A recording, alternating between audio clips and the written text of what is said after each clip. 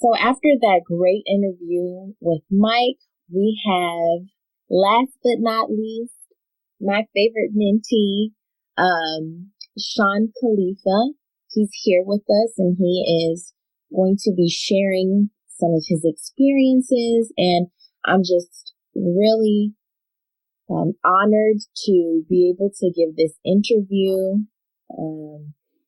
I think, Shawn, you are an inspiration and a ball of light and energy, and you are the TikTok king. So welcome, Shawn. I'm so happy to have you here with us. I know it's early. Thank you for being patient. And are you ready to get into this interview?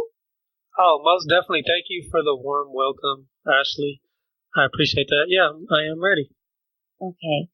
So what is a program that helped empower you within your educational endeavors while you were incarcerated? While I was incarcerated, there's no comparison. It was the Southwestern College's Restorative Justice program.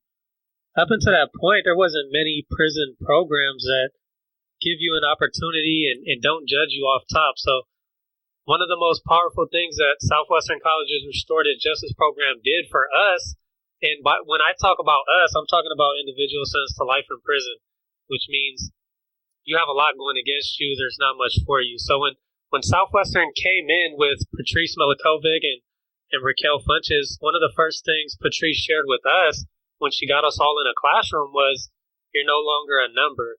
You're now a Southwestern College student. We're going to treat you as such.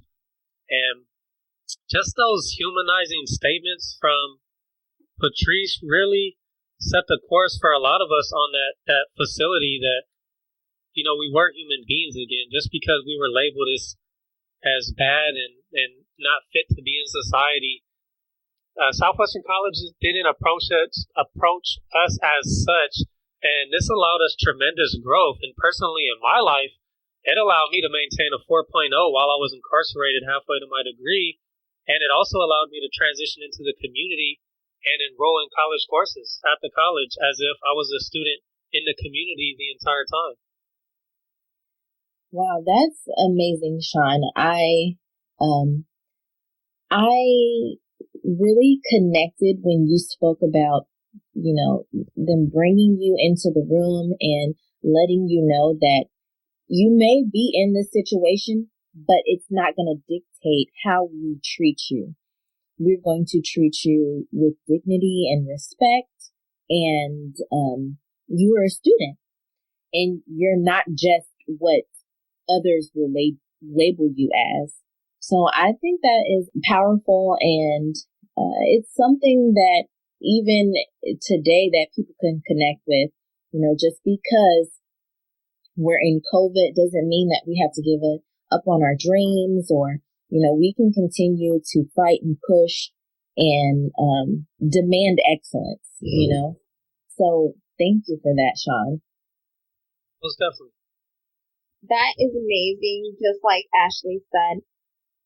So could you tell us a bit more about this Restorative Justice program and what they have done for you?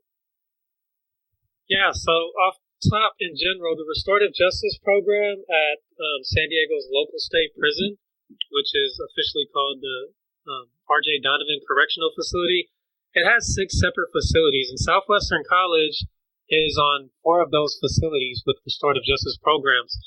And they started with, they got a Pell Grant, a federal Pell Grant for the students there. So they got into a cohort and they were all pursuing a degree together in their cohort. That's how it started. And it eventually spread to our facility, which is a lower security facility, which in prison you have levels, higher security, lower securities. When it got to our facility where I was at, I was a part of the first class they ever had on our facility. And for me personally, it gave me direction. College is something I always wanted to do, but it's not always something I was able to do because of the institutions I was in. The majority of institutions didn't support the higher education mission or allowed college to come in and provide face-to-face courses. So being that our local San Diego prison was on board with Southwestern coming in and creating a de facto campus at the local state prison, it gave me it gave me a future. It gave me a life, and it's hard to imagine life without it. It's hard to imagine being as productive without it. Just the opportunities I got to visit with my family in a visiting room, I can tie it back to going to class every day throughout the week.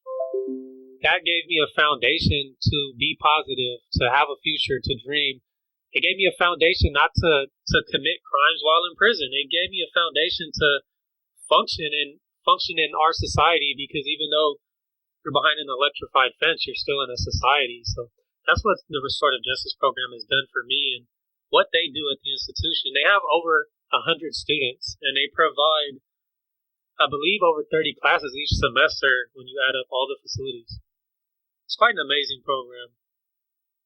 It definitely sounds like an amazing program. I had no idea that such a program existed that did so many amazing things for our justice impacted students. Just wanted to piggyback on that. I didn't know that either. And I find it amazing that they were like, hey, we want education. And I find it sad that, facilities do not provide education. Whether or not we agree with what other circumstances individuals have faced to put them into those situations, everybody deserves an education. I just find that sad. Really, I do. So, Shawn, I know that's like leaving off on a sad note, but what other programs are you associated with? Yeah, and I don't think it's that sad, because we actually did a tremendous service, because Hollywood gives everybody this false perception of institutions and people in general, that people don't want to, people that always proclaim they're innocent and don't want to take responsibility. But I have the personal experience, and I found it to be the opposite. So just you guys giving us a platform to voice that opinion and try to dispel some of these Hollywood myths that are out there is great. So I wouldn't say it's sad. I would say it's tremendously exciting. And when it comes to the Rising Scholars Program, that's what I'm associated with out here in the community. I'm also associated with PTK Phi Theta Kappa, which is this podcast. Shout out Phi Theta Kappa. And I actually received my membership while I was incarcerated, which we do have incarcerated Phi Theta Kappa members. But with our Rising Scholar Program, I'm not the most versed on it, so I wouldn't be qualified to give you too many details about how they function, because I failed to attend many of their meetings, so there's many qualified members that can give a voice to it. I would feel like it would be unfair for me to voice too much about their program per se, but what I can speak about is the opportunities they gave me, which was to have a mentor. So I didn't even know I was getting a mentor. I really didn't even know that I was fully into the Rising Scholars, but despite me not being as engaged in the Rising Scholar program, they didn't overlook me. They supported me, and they provided me with a mentor, which has opened up so many doors for me, because I'm not educated on how to function. For one, I spent my entire life in prison. So for two, to navigate the college environment in the community is different from navigating it in prison. In an institution, somebody will walk in a building and you just walk up and he signed you up for college classes, and that's it. You don't got to see nobody else. In the community, there's a lot of hurdles to go through to get your necessary financial aid, to enroll in the proper classes, to navigate technology.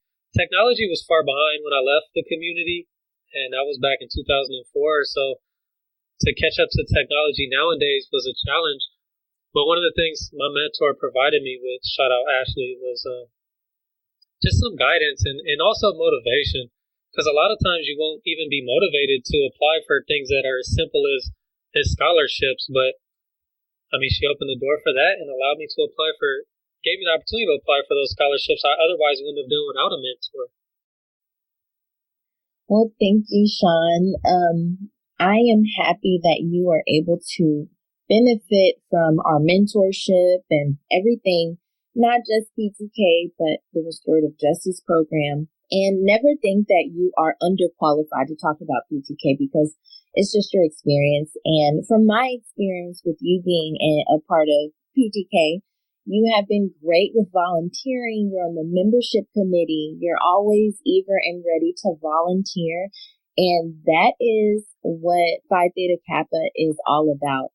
It's about community service, being kind, always ready to help others. And so if it were up to me, you're always qualified. Yeah, Yes, I appreciate that. definitely. You are more than qualified to speak on Phi Theta Kappa. From the moment you started with our committee and membership, you were ready to go. You aren't just talk, you take the initiative.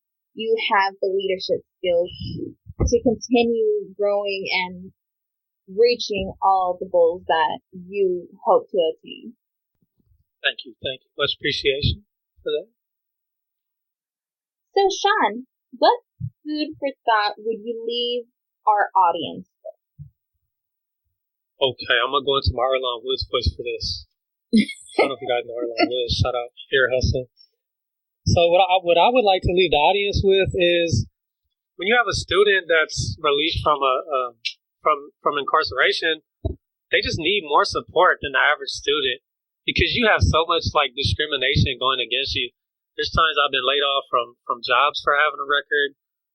When you dialogue with your peers, they don't always understand that you've been incarcerated, and they don't always approach you with unconditional positive regard. Sometimes there's a lot of judgment and stigma attached to your past. You're being defined by it, versus instead of something that just happened in your past, you're being defined as that is you, which is pretty discriminatory. So that's food for thought I would like to leave you with, is just this support is necessary. It's not unfair that a formerly incarcerated student would receive a ton of support. It's pretty necessary for their ability to function and be successful in the community. And also, if your system impacted yourself, a lot of people don't want to reach out. And when your system impacted, it just doesn't mean you personally were incarcerated. If your father was incarcerated, your system impacted. If you've had a sibling that's incarcerated, your system impacted. Some of your budget goes to buying them commissary. A lot of your emotional support is drained supporting them through the process. So system impacted is a broad term that reaches you. So if you find yourself in that category, you can reach out for resources at your local college and see what they have available.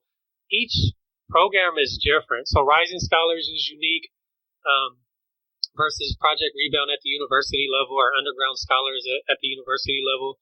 So this whichever college you attend, feel free to look into what restorative justice type system impacted programs you have there and see what resources they have for you, because the benefits will outweigh you not feeling comfortable expressing your status as system impacted. At least that's what I have found in my personal experience. So is Arlon Woods and Ear Hustle would say. See you next time, folks. Shawn, you're so funny.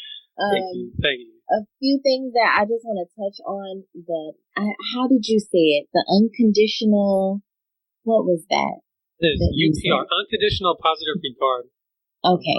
So that is amazing, because it's saying, even despite how I may feel, I'm still going to move in a positive manner. And that's very powerful, Shawn. And even talking about things that are, or people who are indirectly affected, I never thought of it that way. I shared with you, my brother is incarcerated, but he is getting out in a few days. Shout out to my brother. But it is very true. They need that assistance, that guidance, that extra support. And there's nothing wrong with that. And I definitely feel like we should not stick people in a box who have been incarcerated.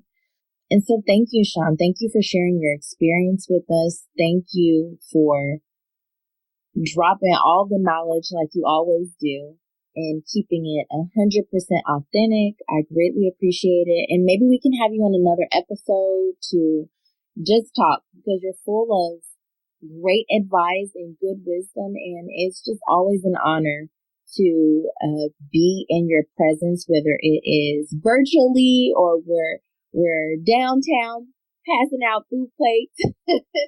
So thank you. Thank you for sharing your experience with us and sharing it with the world. We appreciate it. Yes, thank you so much, Shawn. We really appreciate you taking the time to be here with us for this episode. And I just want to say that you're an amazing person, and I love that you're so inspirational, and you're just a motivating force for even our own committee in PTK. And if you would like, you could shout out your TikTok page, because you have so much information, even presented on your social media pages. Yeah, so our TikTok page is Alpha Pi Epsilon. Is that what you're referring me to shout out, or are you trying to plug in my Shawn Khalifa TikTok page, and Shawn Khalifa Instagram page, and follow Shawn Khalifa on Instagram, because I really enjoy educating people, and it's one of my passions, especially if I've experienced it. It's great to share, because other people sharing their stories impact me every day. Anytime I go on social media or even hang out with you guys and we're doing an event, just hearing your stories influence me and are powerful. And also getting information out there, because you won't know if nobody talks about it. So that's really important as well. I remember for years feeling voiceless, and all I ever wanted was somebody out here giving me a voice or speaking up for me. So I try to make a point to do that for individuals that have been in there 20, 30, 40 years and have nonviolent bank robberies but are spending life in prison. That pains me. It feels like harming a child, and I feel like it's my civic duty and responsibility, especially now that I have the right to vote and run legislatively, to use my voice every chance I get for that. And when it comes to PTK and higher education, it holds a deep, warm, fuzzy place in my heart, because it's given me a future, and it gives so many people a future. I have so many friends that are, I would say, stuck socioeconomically in their gang neighborhoods, and they get released from prison, and they might veer away from school. And I know that school is that road that's going to keep you so safe and so productive and so successful, versus being back in the hood and going to parties. And it's sad to experience, because I'm getting both experiences. I'm having friends who are success stories. I'm having friends that are on the fringe. But, big, huge shout out to your brother, Ashley. I'm really hoping you get to go pick him up and release with your mom. That would be really exciting. You'll never forget that experience. Yeah, no, I would love to. But congratulations, for real. Thank you. Thank you so much, Shawn. Yeah, I'm so excited, and I'm excited for him to start a new chapter in his life. His name is Drill Gooch, and, he raps. He is multi-talented. He's really good at reading stats with, basketball and football. But, yeah, I'm just happy, and I'm excited for things. And thank you for always continuing to be positive. And also, Shawn, spell your name out so they know how to spell your name when they look you up, or TikTok, or your own personal social media outlets. Can you spell your name for them? Yes, I can. So my first name is Shawn, SHAWN. Middle name Malone, MALONE. Last name Khalifa, like Wiz Khalifa, KHALIFA, or the Burj Khalifa in Dubai. Well, thank you so much, Shawn. And Larissa, I would call this a success. Yes, thank you so much, Shawn.